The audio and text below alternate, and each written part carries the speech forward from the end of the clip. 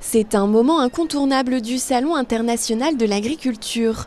Sur le grand ring du pavillon 1, les vaches de nos pays de Savoie ont revêtu leur plus belle parure. Abondance et Tarentaise défilent sous les yeux des juges attentifs. On doit évaluer les vaches sur différents critères. Donc par exemple l'inclinaison du bassin, sur la mamelle, l'orientation des trayons. Il y a plein de critères comme ça. À 16 ans, Elsa vient pour la première fois au salon.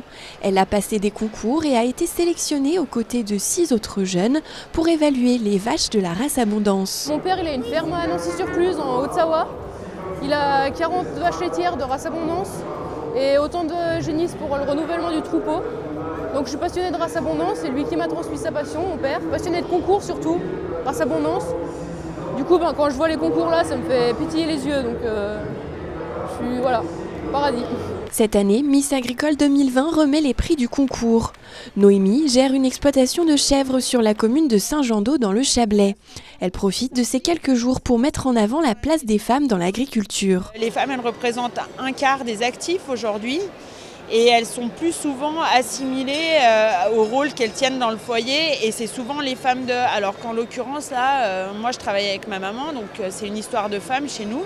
J'ai dû faire face à quand même à de nombreuses difficultés, notamment des préjugés.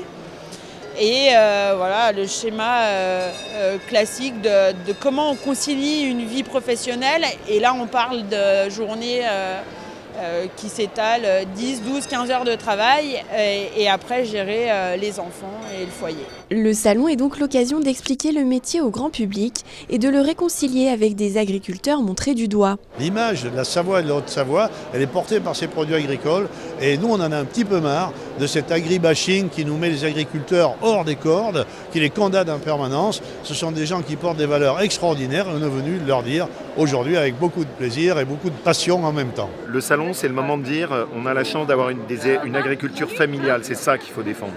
Pas les accords internationaux, on fait venir des produits qui ne respectent aucune de nos normes. On a la chance d'avoir une agriculture familiale, il faut un vrai budget de la PAC. Et nous, dans les régions, c'est vraiment notre préoccupation. Il faut qu'on se donne les moyens de les aider. La plus grande ferme de France refermera ses portes le dimanche 1er mars, porte de Versailles. Chaque année, plus de 600 000 visiteurs viennent à la rencontre des milliers d'animaux dans les allées du salon.